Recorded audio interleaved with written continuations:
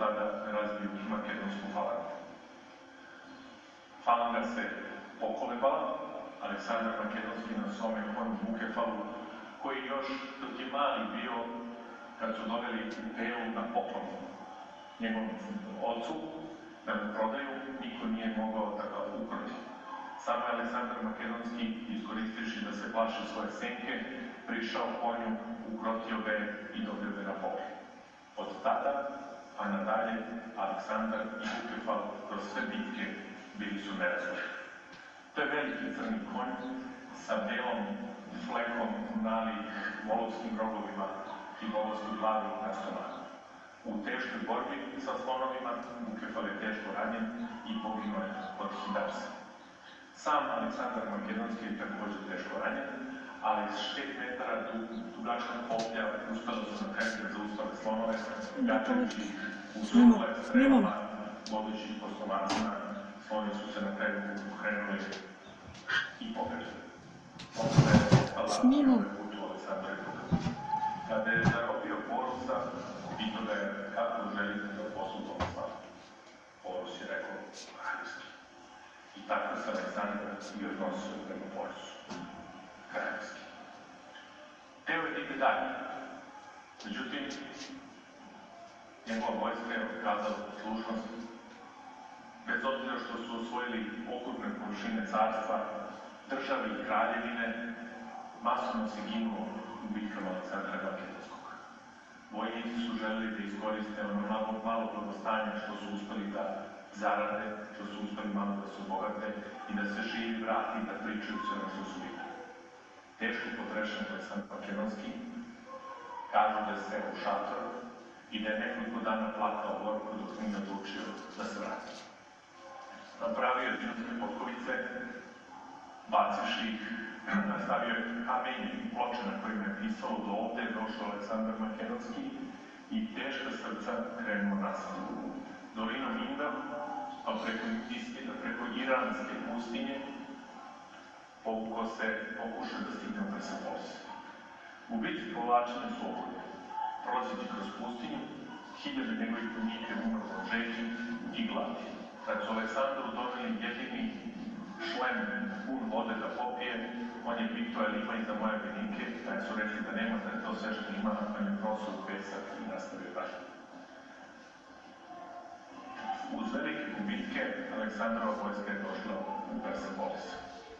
Tu su se oporavili, Aleksandar se oporavio i već je počeo da sanja o novim osvajanjima.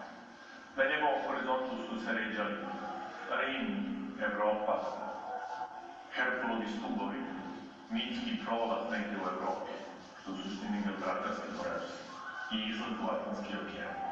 Planiraju ogromne pohode preko Kartagine da osvoji svet. Međutim, od velikih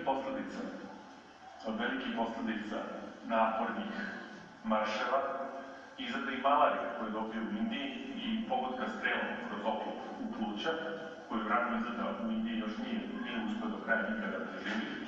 Aleksandar Makedonski je 323. godine, u 33. godini života u groznici umro. Stvorio je do tada najveće carstvo na svetu, koje se prostiralo od Balkana do Indije i koje se prostiralo od Afganistana do poslednjih prvih katarakta Nila. To ogromno carstvo koje niko, kažu, nije uspeo da nadmaši, pogotovo u njegovo doba, tako i da se danas Aleksandar Makedonski smatra jednim od najvećih osvajača u istoriji. Kada nabrajate najveće osvajače istorije, ikad i najveće ljude istorije, u prva tri uvek morate staviti Aleksandra Makedonskog. Već posle njih možemo da se dvomimo kod ostalo da bude staviti. Ili trećeg, najvjerojatniji odličan čovjek i prorok. Doba koje je Aleksandar Veliki postavio od prelaska u Aziju, u Persiju, pa na dalje, zove se helenističko doba. To je zajedničko doba spajanja grčke i persijske kulture u jedno veliko carstvo. Iako će se to carstvo raspasti, na Aleksandrovi generali će ga podeliti na Seleucide, Ptolemeje i ostale, na Pergam, na Rodos, koje će pružati veliki otpor, pogotovo u Rimu. Ta kultura koja bude zajednička za sve države zvaće se helenistička kultura. To je omogućilo grčkoj kulturi, grčkim filozofima, Aristotelu, Platonu i svim ostalim, da svoje gledanje na svet ne ostanu samo usko u okviru Evrope, nego da se prošire širom Persijskog carstva. Tako da su se i pogledi evropske kulture i filozofije Aleksandrovim carstvom proširili sve do Grčke. Poslednja država koja je potpala, poslednja helenska država, je država Ptolomeja, velika država u Egiptu, a poslednji vladar te ptolomejske države bila je egipatska kraljica Kleopatra. Inače, dinastija Ptolomeja je makedonska dinastija od Ptolomeja generala Aleksandra Makedonskog, tako da je u suštini Kleopatra više Makedonka nego što je Egipćanka. Tako da se i vidi na statualnim slikama Kleopatre, vidi se da Kleopatra ima israzito veliki nos, što inače ostale vladarke Severne Afrike imaju, već genetski imaju male nose. Od velike kulture možemo spomenuti koji su ovo doba vladali, znači skoro 300 godina, pričamo o kulturi 300 godina helenskog sveta. Možemo spomenuti Arhimeda, možemo spomenuti Demostena. Arhimed je veliki grčki naučnik helenskog doba, kažu jedan od najvećih helenskog doba, koji je braneći Sirakuzu u Punskom ratu protiv Rimljana svojim različitim mehanizmima, napravama i sistemima pokušavao od Rimljana da odbrane Sirakuzu i veoma uspešno to radio. Kad su na kraju rimski vojnici upali u Sirakuzu, iako su od konzula imali direktno naređenje da ne diraju Arhimeda, našli su ga kako crta zamišljen, crta krugove u pesmu, iako je bitka trajala svuda oko njega.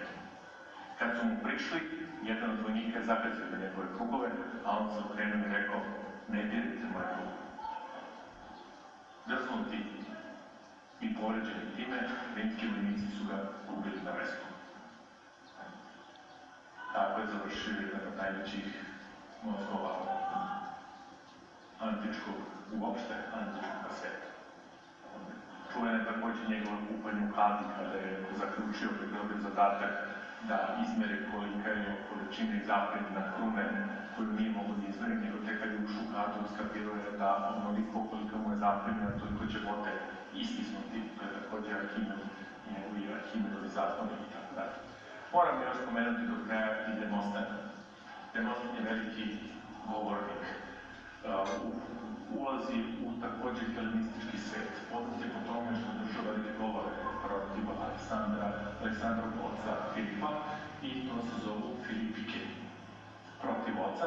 Međutim, pošto je kao mali bio jako slabo govornik, čak i bio i mutan. Da bi to popravio, sam se trudio tako što je lutke kamenje stavio u usta i onda je tako sa kamenjem ustima pokušavao da pravilno izgovara reči. Nažalost, i on je u sukobu sa silom, Filipom II nastradao. Sve ovi veliki filozofa, govornika i ostalog, helensko doba nosi sa sobom velike ratove, spajanje kultura i jedna od najbitnijih stvari takođe najvažnije veliki svetionik u Aleksandriji, koja uz svetionik Farosu koji se video nekoliko desetina kilometara u daljinu, nalazi se i ogromna aleksandrijska biblioteka uz svetionik, pravo čudo tadašnjeg sveta, koja je, nažalost,